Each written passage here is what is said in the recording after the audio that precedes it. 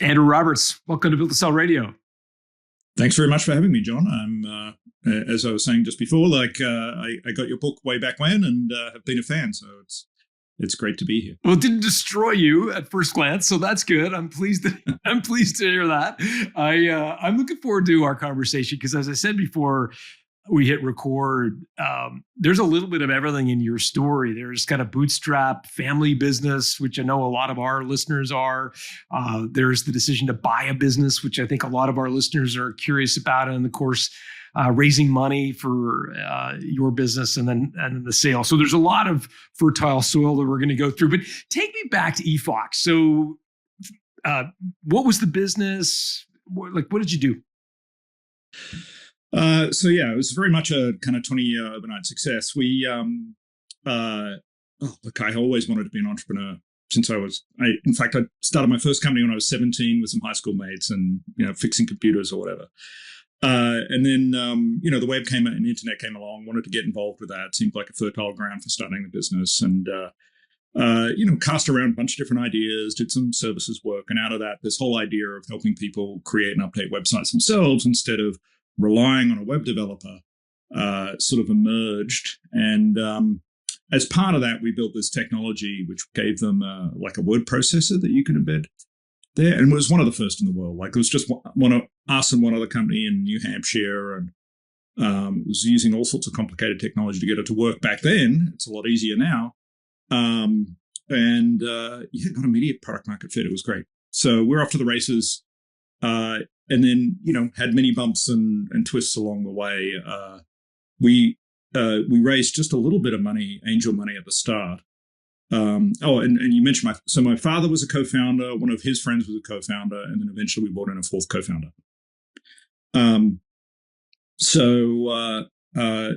We raised a little bit of money, well, not a lot, $500,000 Australian dollars, which I think was like 300,000 US. And then the tech wreck hit. And it was very difficult and was, really bootstrapped grind out for the next 5-10 years. During the 2000s, raising money for any tech company was incredibly difficult. And Andrew, help me understand this. At this stage, you mentioned you were helping people build websites. This was technology that,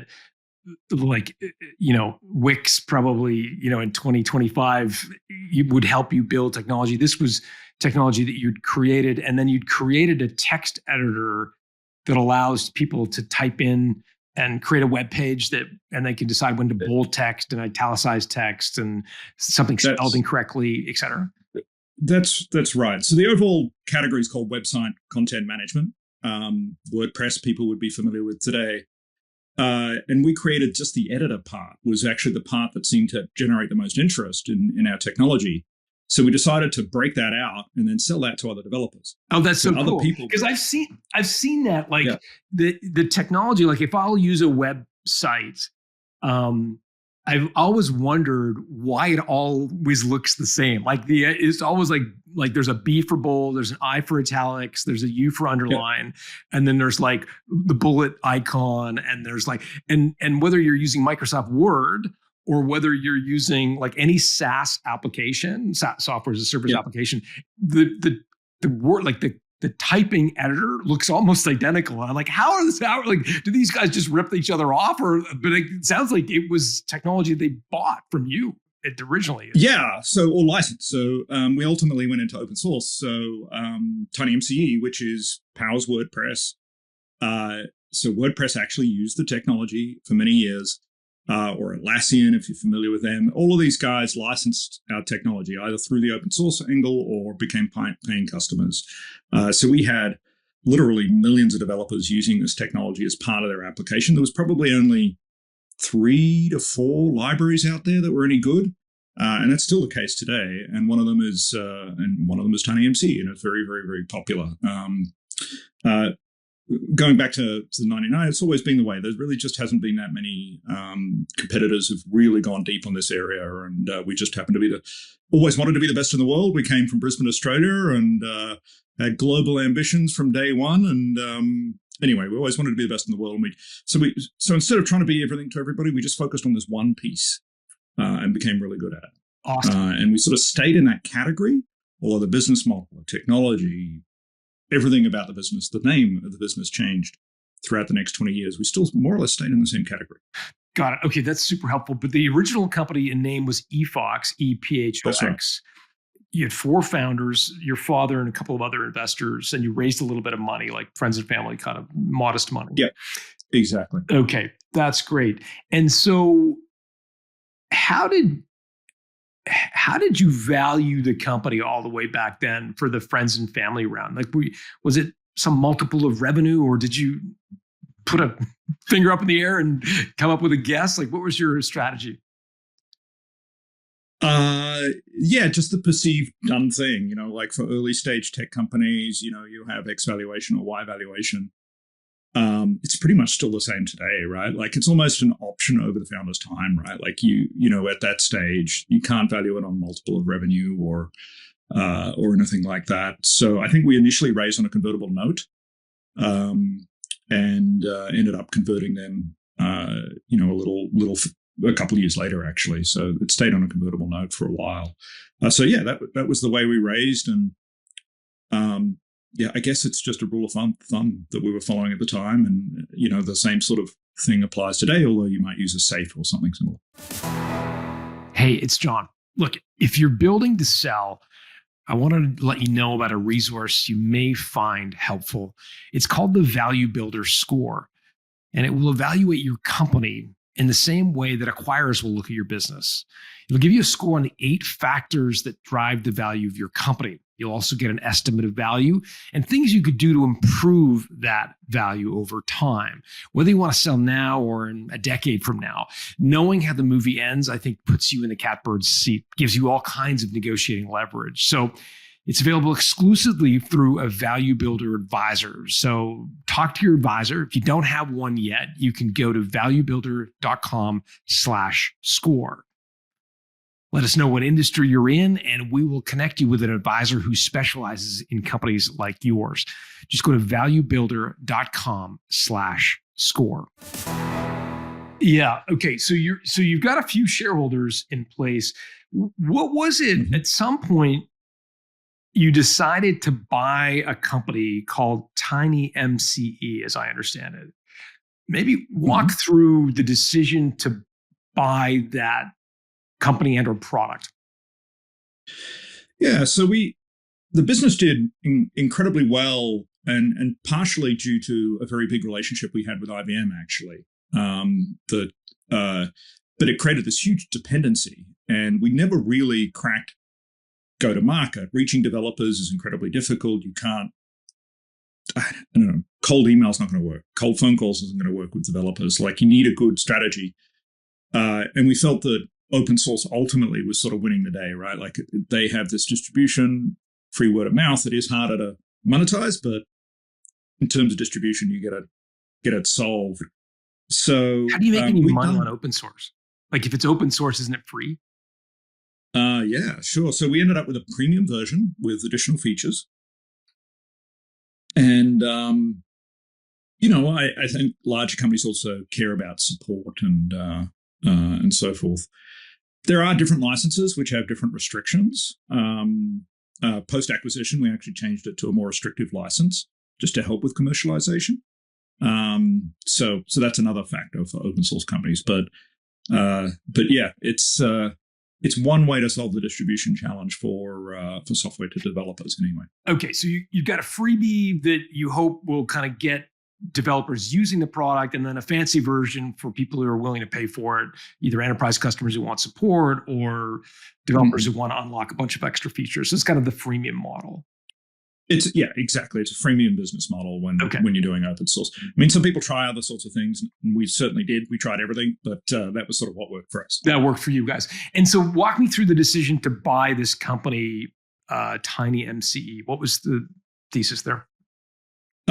So Tiny MCE actually started a project back in 2004 and came to flame because it was embedded in WordPress. So it got exposure to the huge WordPress developer community and kind of developed a brand name as a result of that.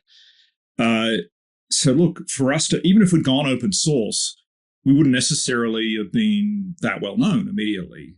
So they just had this huge head start. it was two guys in northern Sweden.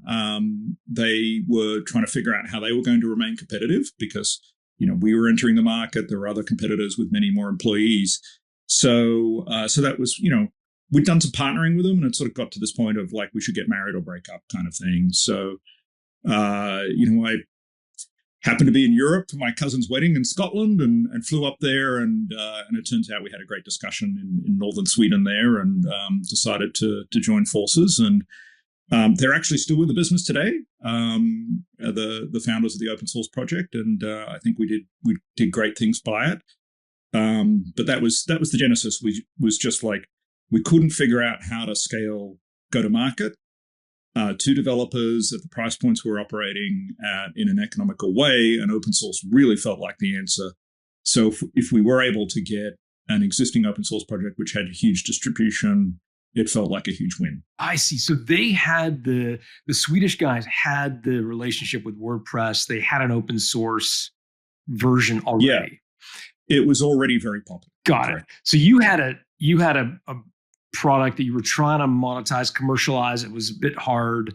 Trying to find the developers was tricky, and these guys had cracked the nut on open source. That's right. So they had not cracked the nut on commercialization. So that was sort of the yin and yang, was that we brought, I forget how many people we were at the time, maybe 30 or 40. They were two. So that's why we acquired that company, eventually rebranded it around it, put a lot of investment into engineering, consolidated all the various editors we had onto this platform. I think it was TinyMC 4 then, now it's TinyMC 8. So there's been a lot of investment in the platform. And then built out, the premium features over the course of a few years there. And that helped with commercialization. So we went they didn't really have any customers to speak of. They had a file management add-on that was separate, but not really for the core editor. So they really went from zero to a couple thousand customers over the course of a few years there. Because you had customers. You had paying customers. We already had, many customers. And they were paying to license the little application. Is that right? Yeah, it was commercial only. So nobody had really heard of eFox. But we had a substantial business, substantial revenue, break even profitable at 30, 40 employees. So we were kind of 4 or successful. 5 million we just could revenue would it have been ballpark? Yeah, single digit millions in revenue.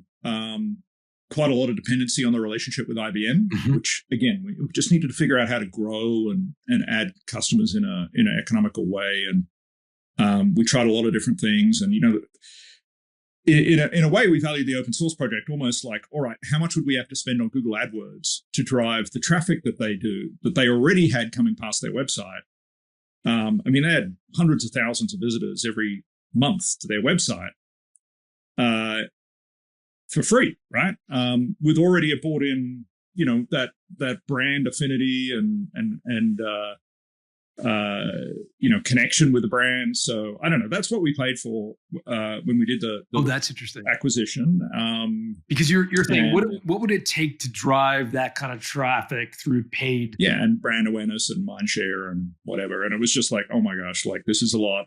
So if we could convince them to join forces, this would be a much better path for us. What was your estimate at the time in terms of how much it would have cost if you were to pay to drive that kind of traffic to your site? Well, hundreds of thousands of dollars a month. Even if you just thought about like, cost per click kind of thing. So yeah, millions per year, I guess. Yeah. And how much? If they said no, that would have been the path we would have had to go. But it was going to be easier to do it this way, I felt. So. And how much did it cost you to buy TinyMC? Are you able to share that, what you paid for it? I can't really share the specifics. It was 50. We did a 50-50 cash equity deal, and I did structure some earnouts, but they were quite reasonable. I actually didn't have time-based earnouts. I was like, in my head, a software company was always a multiple of ARR. So I said, look, if we do get to this level of ARR, you deserve, on the back of these products, you deserve the full acquisition offer that we gave you. So I didn't put a time limit on that. Just trying to be fair and reasonable with them. And I like the guys and still do. They're great. So I was really happy to do the deal and glad it all worked out for them.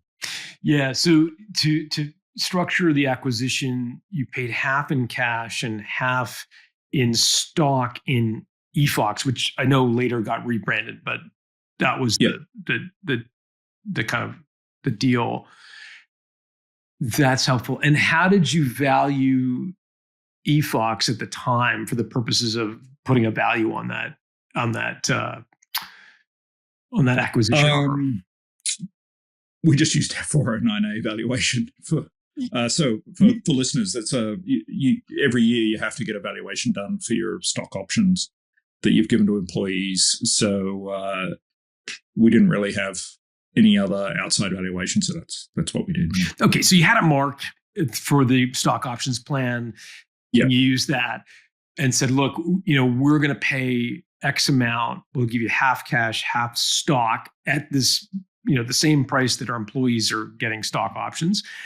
That's right. Got it. And that's super helpful. And what's interesting to me is the way you valued the company is like, what would it cost us to buy that kind of traffic?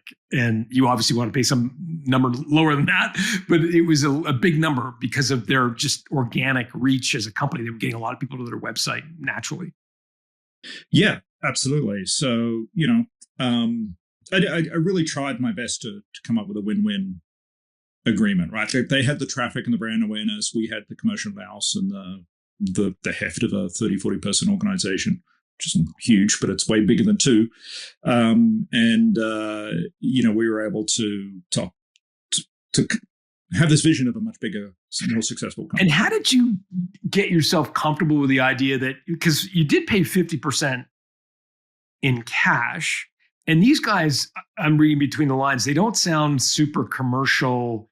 If there's two guys in a basement and they've got this amazing software, but they're not selling it to anyone. So I'm just envisioning that they spend their time like cross-country skiing and like doing puzzles and stuff like that. Like they're not like super commercial, at least what I'm hearing you say. How did you ensure they didn't just like take the cash, buy a Volvo and go drive around Sweden? Like, do you know what I'm asking? Like, how did you ensure that they would stick around and help you monetize what you bought? We did have effectively this earn out, right? So that was, but you still they had to be 50% cash. Oh, the cash piece. Well, yeah, sure. I guess they could have in theory. But they were founders of the project. So I felt as long as we weren't taking the project in a direction that they didn't agree with, they'd love to see it through. And they have, as I mentioned, they're still with TinyMC. They're still working away at it 21 years after they founded the project. So it's wonderful to see, and I certainly stay in touch with them. And I really like them genuinely. So, and then we worked hard to bring them into the fold. It was awkward. Like we had an engineering team in Australia still, in Brisbane, still do today. I was based in the US. We had a bunch of people in the US, and now we added Sweden. And for fun. Yeah, from a time zone standpoint, it was a mess, introduced a lot of challenges in terms of coordination. So well before COVID, we were dealing with some of this remote work headache and benefit too. So. And so, how much complexity is there on your capital structure at this point? So you've got you still got the three co-founders of the original business, the friends and family. Mm-hmm. Now you've got the Swedish guys as shareholders. Yeah. There was a while there we were very profitable, and we actually did some buybacks and dividends to return some capital to investors. These original angel investors came in like 2000.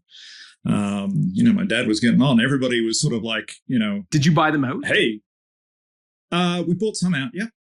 Yeah, we bought some of them out and did a couple buybacks, and that got some people who wanted exits off the cap table. And how did you value the company for those buyouts? Again, was it like a multiple of revenue or a multiple of EBITDA, or how did you think about it? Yeah, more or less a 409A valuation Same again. valuation. So working with, I think Silicon Valley Bank at the time, and then others later on, I can't remember. Doing, which were reasonable. They would pull a public market comp. They would ask for forecasts. They'd give you a 50-page document. So, as far as valuations go, I guess it kind of worked for everybody. Mm-hmm.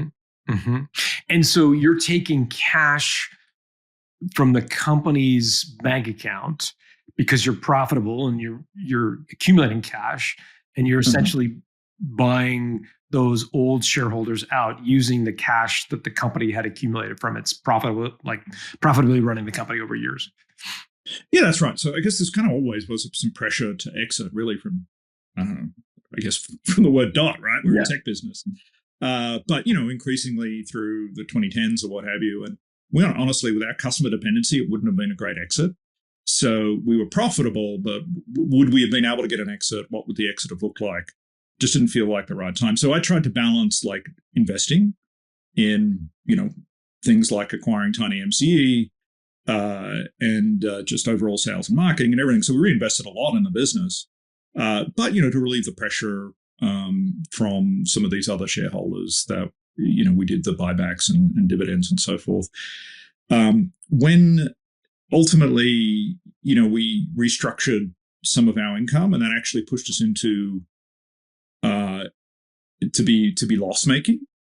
We raised some VC about that time. So the kind of dynamic of the business changed sort of 2015 and onwards to be more actual traditional kind of tech company almost.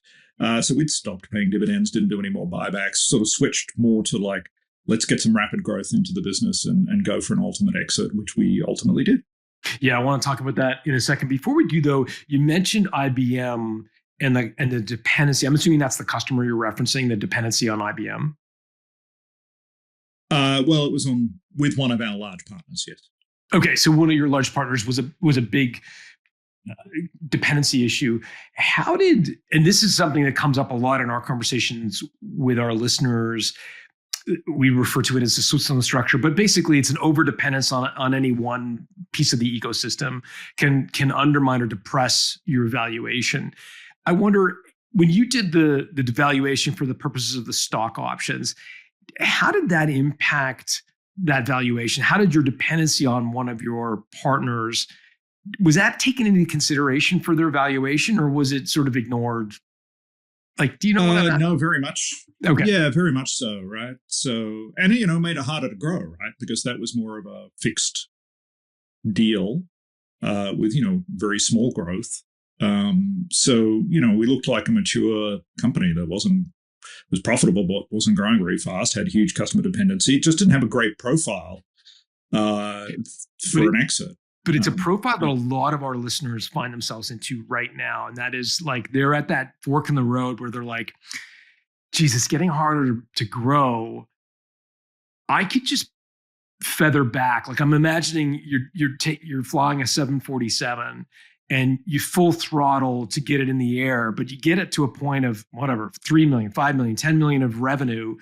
And if you pull back the throttle, you get a lot more profitable. Sure, you don't grow, but you can just kind of cruise, take the dividends, have a great lifestyle.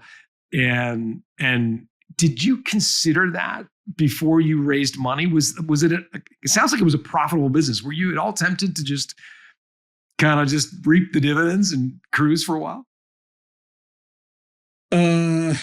Yeah, for sure. I mean, I felt, throughout the history of the business, we really reinvested a lot.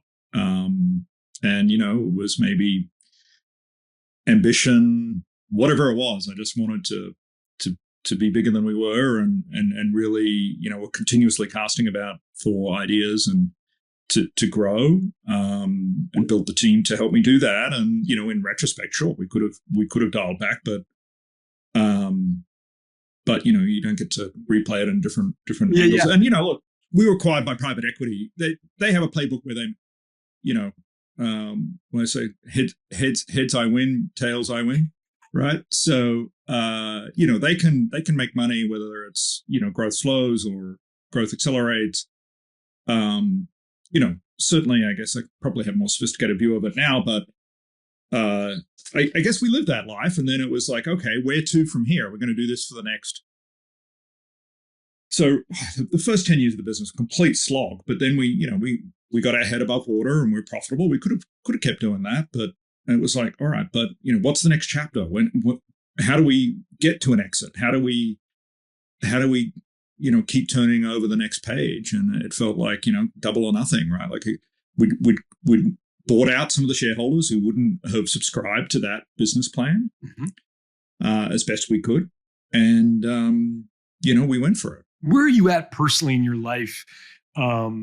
Spouse, kids, expense wise? Like, the reason I'm asking this is obviously, when you start to take on the trappings of adulthood, you know what I mean? Like in terms of, mortgage and kids and private school, all that jazz, your nut starts to grow, and the temptation of just like, I need a few $100,000 a year just to cover my nut, like, starts to become real. Yeah. Did you, Sure. where are you at personally at this juncture where you're like, double or nothing, I'm going all in?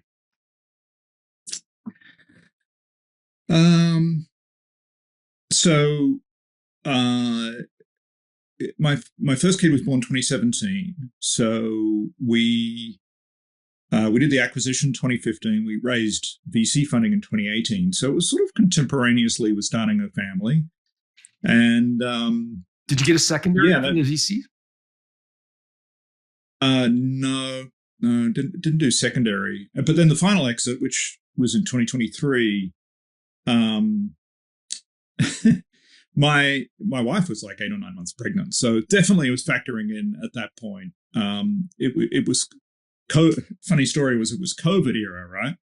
When they were doing due diligence, and I was paranoid about my wife getting COVID at eight months pregnant. So they came out here to do the due diligence. It was freezing in California for once. It was January, but I insisted on having all the doors and windows open. And these poor PE guys were wearing like bubble jackets, freezing in the conference room down here in San Mateo. And anyway, so yeah, long story short was, okay, but family came along during this period. But are you talking to your spouse at the time your wife's had your first year? I mean, like, I'm guessing responsibilities are starting to feel pretty heavy. Like, you've got a kid now. You've got this business that you could just cruise, put it in a profit mode, and start to make some hay. Was that a consideration, or did you? How was having a child to care for and provide for impacting your decision making about going all in at this point?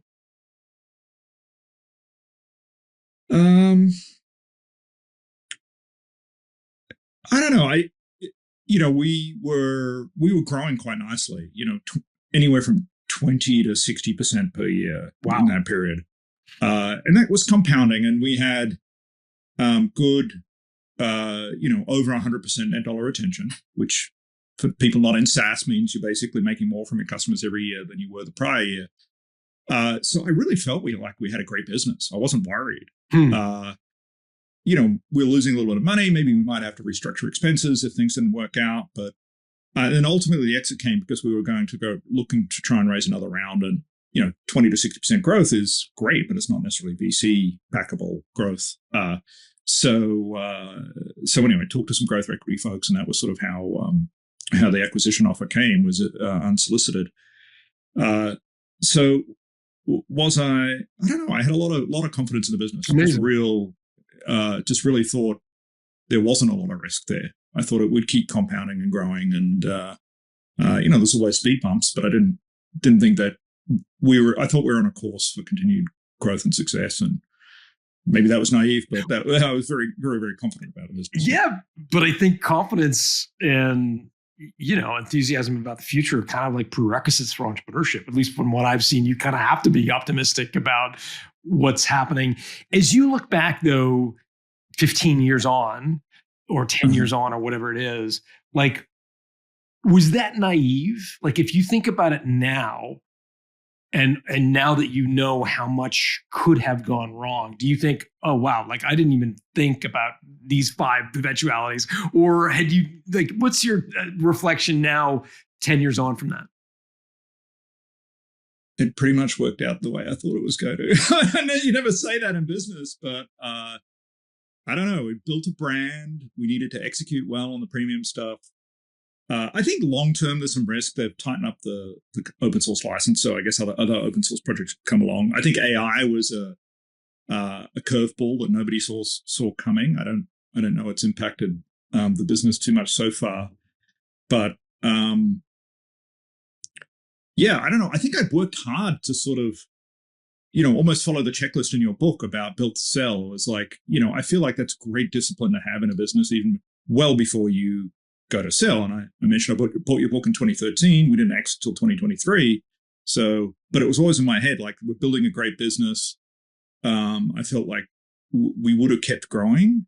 By how much each year, who knows? But yeah, was it naive? I mean, so far there hasn't been any sort of the purple swan, the black swan thing that did bite me was we actually did a sort of talent acquisition. We had fairly high expenses with US employees and Australian employees, and our nearest competitor was based in Poland.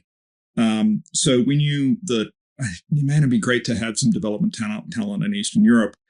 And an acquaintance had a similar space technology company based in Russia. She had 20 people, very affordable employees, all knew our technology and our stack. And I thought, great, acqui-hire. Like, we're not going to necessarily need to pay much for it. We'll just sort of loop it into the business. So that acquisition closed 2 months before Russia invaded Ukraine. Wow. And that was a black swan. And it was as the acquisition came from our thing happened, and long story short, we got everybody out of Russia, and we don't have any Russian employees today. But yeah, it was that was a black swan event that happened that I certainly didn't see coming. Okay, let's get back to the story. So you decide to buy TinyMC and then you go and raise venture capital, and you alluded to the idea that this kind of this is my choice of words, not yours, but kind of professionalized the business, or at least brought a degree of sort of rigor to the business that wasn't there maybe before. Maybe walk through the decision to raise VC, how that impacted the business, how they valued it for the purposes of their investment, that kind of stuff.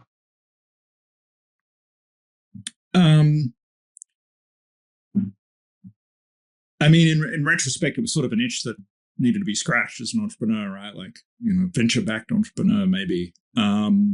So again, this was, I was thinking about raising, we'd invested in a cloud version, we'd acquired TinyMCE, we're having great, usage take off, all the sort of, for a part of our business that was growing, triple digits.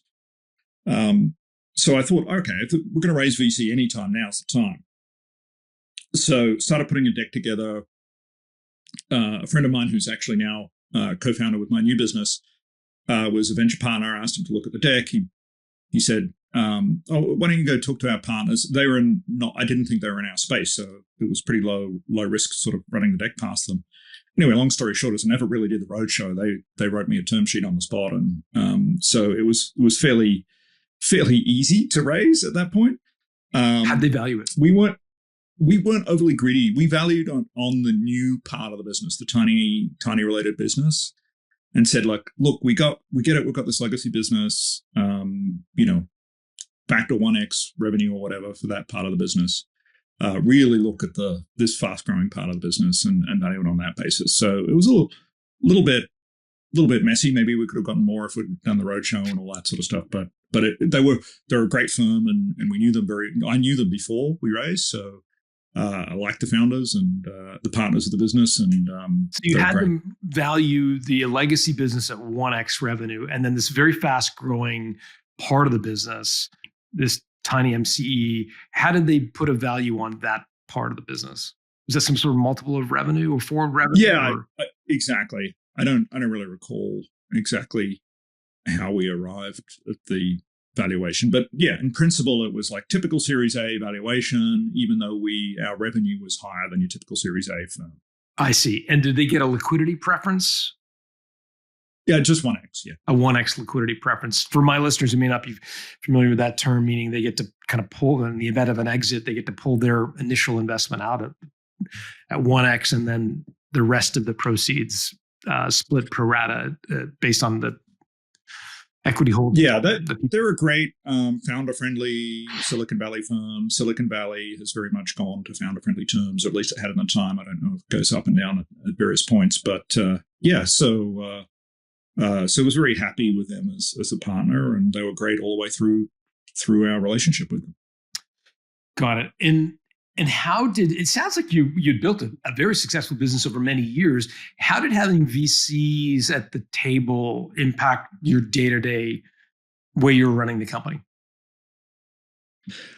Well, any hedging I had between, are we going to run a profitable lifestyle business versus are we going to grow? Well, that went off the table, right? That's like, why did you raise the money? Go grow type thing. So, and the influence on the cap table, frankly, they now were one voice that was more powerful, frankly, than anybody else, including myself there. Right. They had a larger, they had their pref shares and board seat, and suddenly there was somebody who cared about the future of the business aside from me, and then a grab bag of other former founders, my father, employees. There was a lot of influence coming from a lot of other sources, but not a clear voice. So it was good to have that, and a little bit more push to go faster and really pursue that growth strategy at that point. Otherwise, one foot in both camps was sort of probably where we'd always been. Yeah, and so it sort of tipped you over into, okay, we're growing this thing. Like we're not. The die is cast, exactly. Yeah, got it. Yeah, we've heard from a lot of our former guests or our guests that taking VC money can be a double-edged sword in that they want you to swing for the fences, and sometimes you hit a home run and other times you strike out because you're swinging for the fences. Yeah. It sounds like you hit a home run, but there's obviously the risk that you might. The harder you swing, the more chances that you will strike out. And we've heard that from past guests who didn't have quite as good an exit. It's really hard. You do keep an eye on both sides, right? And it's easier to commit to one or the other. But I think I'm sure many of your listeners are debating reinvesting in growth versus taking profitability. Yeah.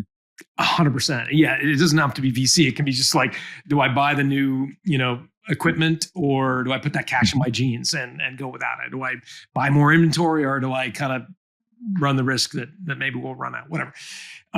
All good. So walk me through the decision to exit. You were referencing potentially going for a growth equity round. It's interesting you should bring up growth equity because this is not a topic that's come up much in the past, but we just had John Ruffalo a couple of weeks ago on the show, who is a growth equity investor. And we kind of got a definition of how growth equity is different than a majority recapitalization. But so walk me through growth equity. What made you go after that, and how did it turn into a full scale acquisition? So we were weaning ourselves off our largest customer. So we'd gone into a little bit of a loss-making thing. Again, we'd raised money, so it was okay to lose money for a couple of years. But we're reaching the point like, all right, our runway, we should think about raising some more money, or maybe restructuring the business or whatever. My CFO, Amy, did a great job. She lined up a venture debt, not a venture debt, but a debt round for us. With a recurring revenue business, you can secure against that. So you mean like bank? We had that. That's what you mean by a debt round, like going to a bank and asking to borrow some money? Yeah. Okay. Yeah, exactly. So we had the term sheet all signed, ready to go on that. That was her job. She was figuring out debt. My job was to figure out, can we raise some equity? So I basically, talked to all of the folks that inbounded to me over the years on the growth equity side. I talked to some venture investors. I did the rounds. How much do you own at this point? Well, you can imagine we've brought quite a lot of people on over the years, but we did buybacks and so forth. So, I'm friends with Zane. I'll give a similar answer to him. Most founders own sort of the 15 to 25%. Got it. So you're range. Like a significant minority investor at this point. Like you've got a significant portion, but not a majority. Okay, that's helpful. So take me, yeah. So you're kind of going through the rounds of talking to people that had expressed interest in potentially like investing in you, and what next? Well, one of them really lent in, and they said, "Look, we wouldn't be interested in a minority round, but we'd be interested in buying the business potentially." So I was like, "Would you be interested in selling?" Which is, like, oh, how much? um, so we lent into that and ended up getting a term sheet with them.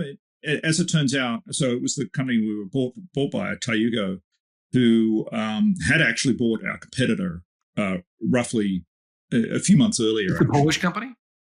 The Polish company, yep. That's right. So between those two companies, in terms of employee count, you're looking at like 90% of the market there. So they were very interested, just because they'd bought the other main player, was already familiar with the space, had already done the due diligence on the space, and kind of understood what they were buying before they even did the LOI. So I don't know, sort of weird coincidence that we sort of struck upon them. We didn't do a formal process. We had an investment bank who'd actually invested as an angel investor many years before. So he was a good sounding board, and he was like, you could run a process, but you probably end up roughly at the same price, and there's always risk that the market would tank whilst you're running the process. So I think it's a fair offer. Those sorts of things.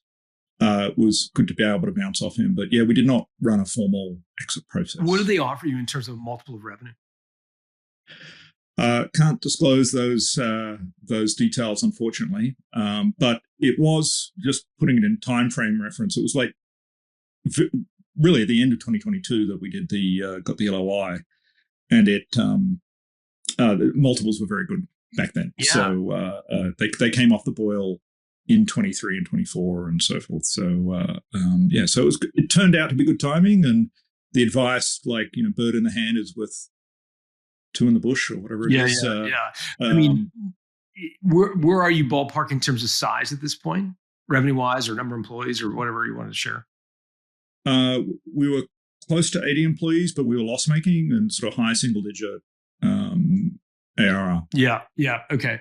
Yeah. I mean, with net revenue retention of like positive net revenue retention, right? Like, so you're making more from your existing install base every month. Like, we were seeing multiples at that time. I mean, these like high single digits, low double digits multiples of revenue. Like, that was really at the peak of where valuation multiples got to. So I can imagine it being a pretty big number. When you said how much, a lot of our listeners get kind of stuck when an acquirer sort of starts to circle around, and one of the questions they naturally ask is, they say, like, Andrew, like, what do you want for it? And it's really tricky to answer that question. How did, like, when you kind of jokingly said, they said, well, we don't want to do it in a minority round, but we'd like to buy it. And you kind of jokingly said, how much? Did you really say, like, how much? Well, I mean, kind of. I mean, you're, one way or another, right? Like, all right, we'll entertain it. What do you got? And I think people going for an exit, it helps to, I've been involved in some exit processes since then, and it's helpful to understand, to have a reality check. I think a lot of tech founders, in particular, believe their companies are worth significantly more than they probably are if you go out and run a process. And obviously, understanding the levers on your valuation. So my understanding is you've got a tool for doing this. I know the SaaS Capital guys have a formula. There's formulas out there. Just having a really grounded expectation of that, I think, is going to help. Helped me. I've always never really had an overinflated view of the business. So, but it was a hard decision to sell, even though we got a good offer. It was. As I said, I had a lot of confidence in the business, and probably would have been fine keeping going and doubling down on the business. What did the VC investors think of the offer? Uh, they were fine with it. I mean, I think VCs are sort of you're either a home run, you're a dog, or you're somewhere in between. And I think the dogs are the ones that are annoying. You know, they've got to like exit the founder or do this or do that.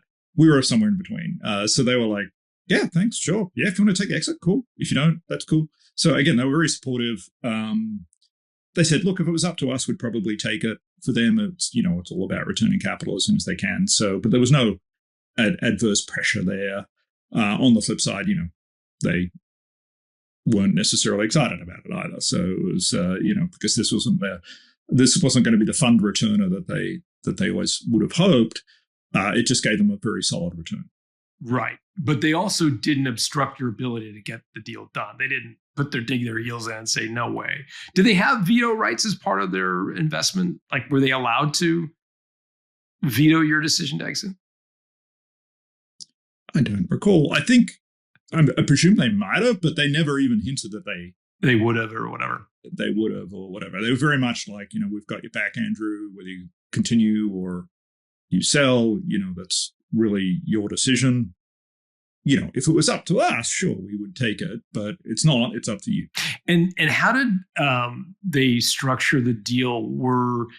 Was it part cash, part equity, or was it all cash? Like, how did you get paid? So PSG Equity are known to be founder friendly, and they offered some good flexible terms, I guess. So you could roll forward some equity or not. They had their minimum amount of equity that they wanted for control and otherwise. But it was very much left up to individual shareholders whether they wanted to roll forward or take cash. And did you personally roll some equity? Yeah. So I went essentially. I probably can't get into exact details, but roll forward quite a big chunk, and hopefully that'll result in a second exit down the road. Yeah. Got it. And that makes sense. So you're now a minority investor in a business you're not running day to day, right? But you're obviously very cheering from the sidelines. Or are you at all active in the business at all today? Or very, very minor role consulting on their business partnership sides. So still involved at least weekly, talking with some of their folks, but not, I don't have any direct reports or any particular management responsibilities or anything at this point. Yeah. And what made you decide to roll? Because again, a lot of our listeners would be entertaining offers from private equity, and the typical model from private equity, especially in sort of Main Street type businesses, is they'll be doing some sort of roll up, and the private equity guys will say, look, we want to own 60, 65, 70% of the business, but we want you to roll 30. They're not usually open to not rolling. They want you to stick around and run it. And our listeners have to get comfortable with this idea of,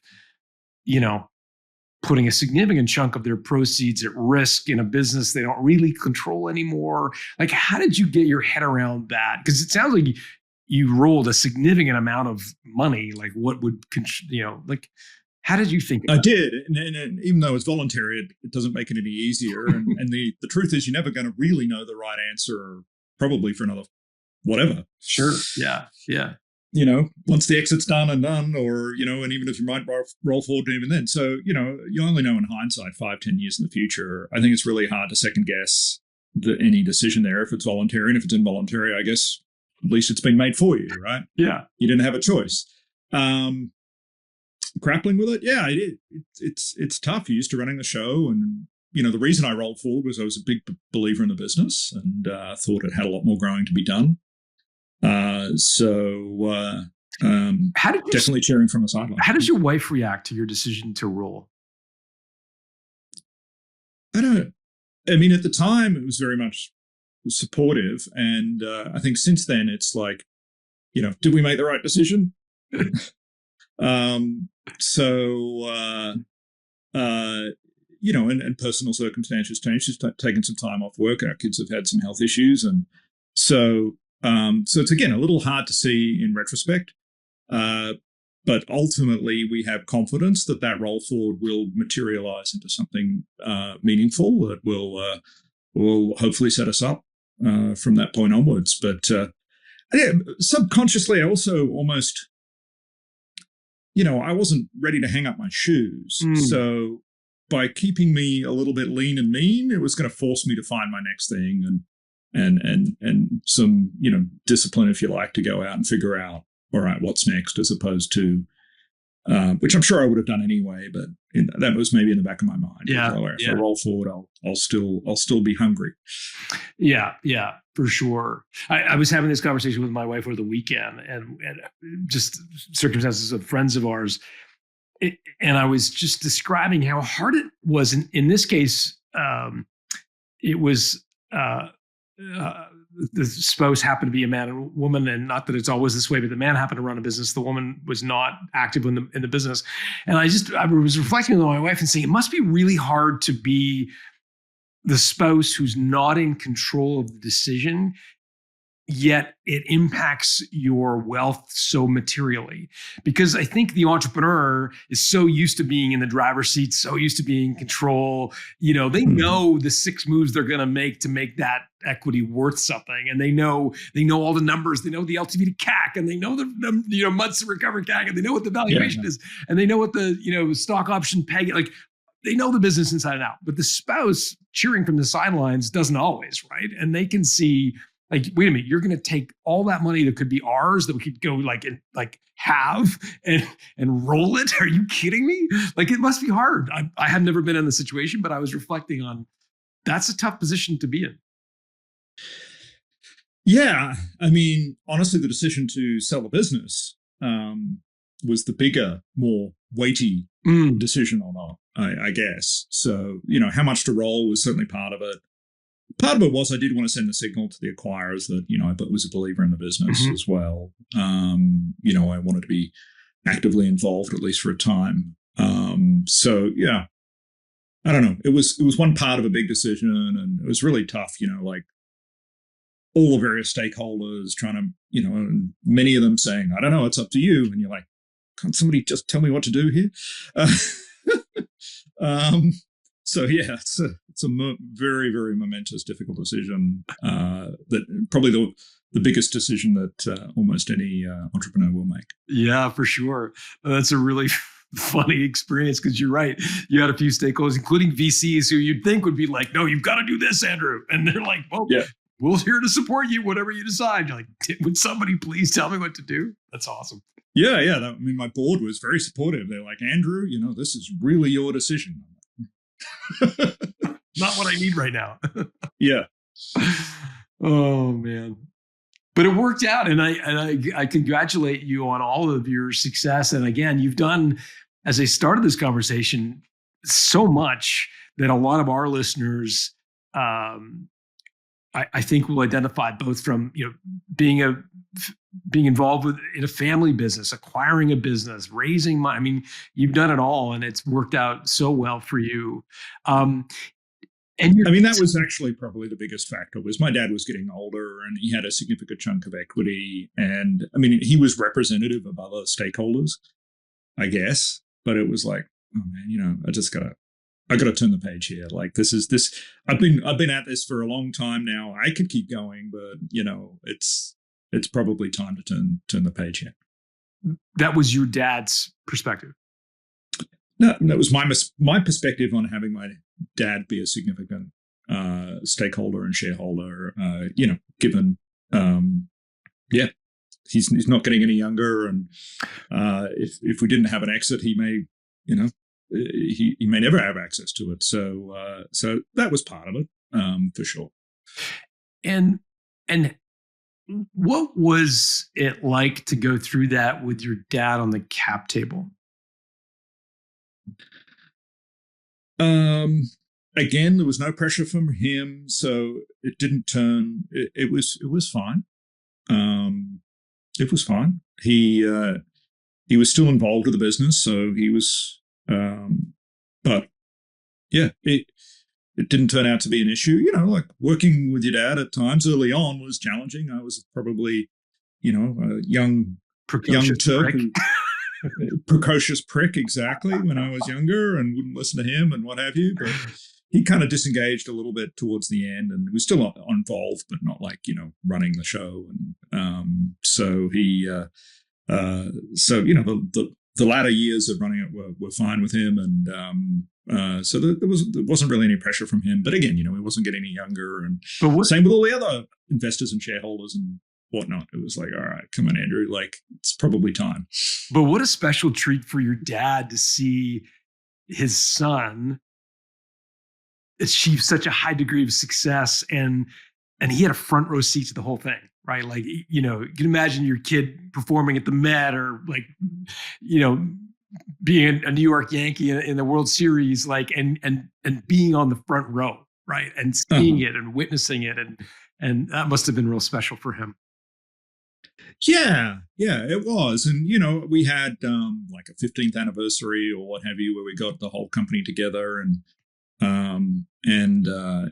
obviously honored those guys. And it was a good experience to have done that with him. A learning experience at times as well, but a good experience. And now you're off to a new business. I want to hear about the new business. It's called deliverables.ai. Is that right? That's right. So yeah, I mean, the experience of going through the exit process, both at Tiny and with some other companies I was involved with afterwards, sort of realized that, the content creation that you have to do in order to take a company to market is very time consuming, and something that AI could be quite well suited to, because it can synthesize all the company data into something more manageable. So yeah, we've been working on helping M&A advisors create confidential information memorandums, teasers, other marketing materials for companies that they're going to take out to market, and using AI to do it. It's proven to be very technically challenging and stimulating to get involved with that. I was originally technical, so it's been great to put my hands back on the tools and do some coding. And yeah, we're off to the races now with new customers and a full AI agent process that runs and all the mechanics that go behind it. So, yeah, I love this, because we've talked about it before on the show, but the idea of, the confidential information memorandum, or SIM, is a, effectively it's a sales document for a business. It's a way to communicate to potential buyers how attractive this business is. And it's very time consuming for the M&A professionals who do it. It's a bit of an art and a science. So I can see how technically it's probably very challenging to do, because you can't just boilerplate. Everything can't be super template. So there's got to be, I'm sure, a lot of nuances to it. So it must be a very interesting technical challenge. And we've got a lot of M&A professionals who listen to this show. Where can they learn about the software? What's the best place for them to go? Well, yeah, we'd love them to jump on to deliverables.ai is the name of the website. And you can sign up for a free trial there or book a demo with us, and we'll take you through it. So awesome. It's all about accelerating that SIM creation process and other marketing materials that you might want to produce, from market updates and all those sorts of things. Awesome. And if someone wanted to connect with you on social, what's the best way to do that? Are you more of a LinkedIn guy? I'm most active over on LinkedIn. I also have a Substack which you landed on. So they're the two places. Feel free to connect or follow over there. Okay. Well, Andrew Roberts is a relatively common name, so we'll put your LinkedIn profile in the show notes at Built to Sell. We'll also put your Substack there and connections to deliverables.ai. Andrew Roberts, this was super fun for me. Thank you for doing that. Thank you very much, John. It's been a pleasure and great to meet you. And you.